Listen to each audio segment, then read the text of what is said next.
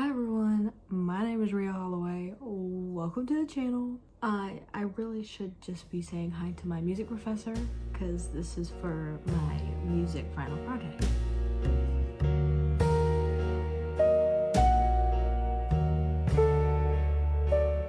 So today I'm going to be talking about a man named Dimebag Darrell. I have my notes pulled up in front of me on a computer just to keep myself on track. So Dimebag Darrell, his legal name, Darrell Lance Abbott, something like that. Darrell was born August 20th, 1966 in Texas. Darrell's dad was a country music producer and songwriter, so like music was in his genes, in his blood. He was born for it. Since Darrell's dad was, big into the music scene, Darrell decided to pick up guitar as a teenager, and that really he went with it.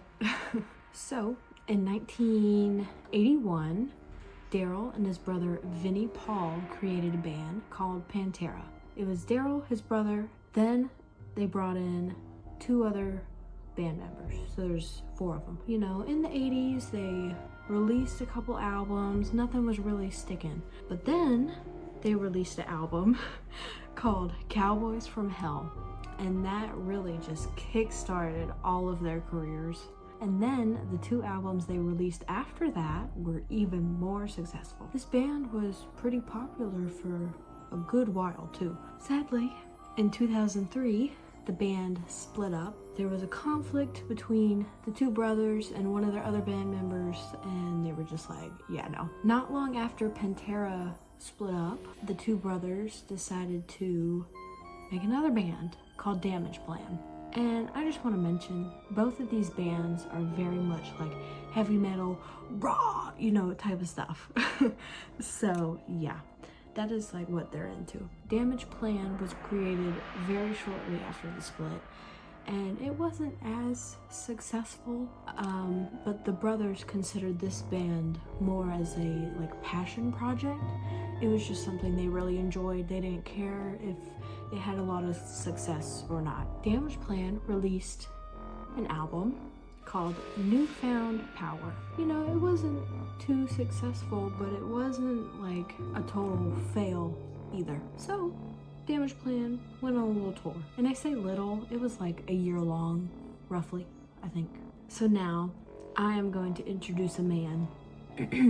His name is Nathan Gale. Insert picture.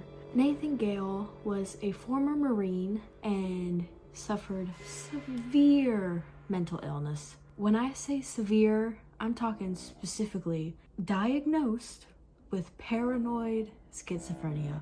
That is why he was discharged from the Marines, because he was going a little cuckoo. Now, Gale was very obsessed and was just in love with heavy metal in general. But one specific band he loved was Pantera. Should I say loved? I don't really think I should say loved. He was just utterly obsessed with them, to a whole new level. Gale fully believed that Pantera was stealing his thoughts. He thought that the band was stealing lyrics that he wrote down and using it in their songs.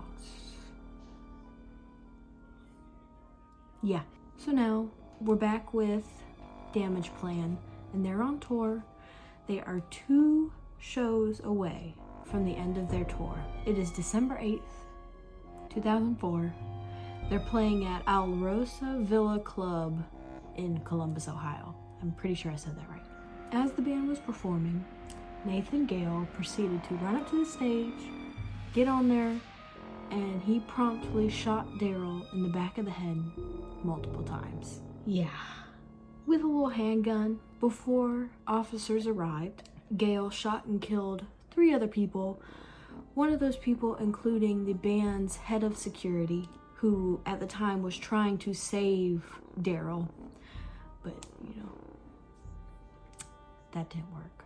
When officers arrived on scene, one specific officer immediately shot Gale, killed him.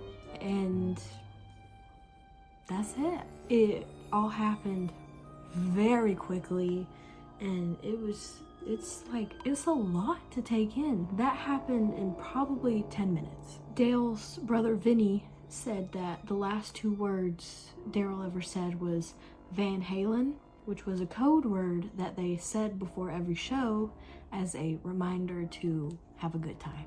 I was like, oh, at least it was like a good last thing he said, you know? After all this happened, Nathan Gill's mother actually did an interview with like the news or something like that, stating that she was the one who bought him the handgun he used that night. She gifted it to him before he was diagnosed with schizophrenia. She also said she completely understood why that officer killed him. She fully believes if he didn't, then Gail would have killed a lot more people. All this happened so quickly. I just can't even believe it. And in my notes, I have a page titled Little Update, you know, to things more recent. So after Darrell's passing, his brother, Vinnie Paul, continued to pay tribute to him up until, sadly, Paul passed away. When I found that out, I can't even. Paul passed away in June of 2018 by a heart disease. I have no clue how to say it. Here it is. At the ripe age of 58 years old. He was so young. And then a last little update for you. The club that everything happened in was demolished in 2021. And that's the end of it. I definitely think Darrell, you know, lived a pretty good life. I think he did. He had a good time while he was here. So yeah, that is all I got for you. To my music professor, thank you for watching. Please give me a good grade. I'm not gonna say like, see you next week, because I'm not. So, yeah. Bye-bye.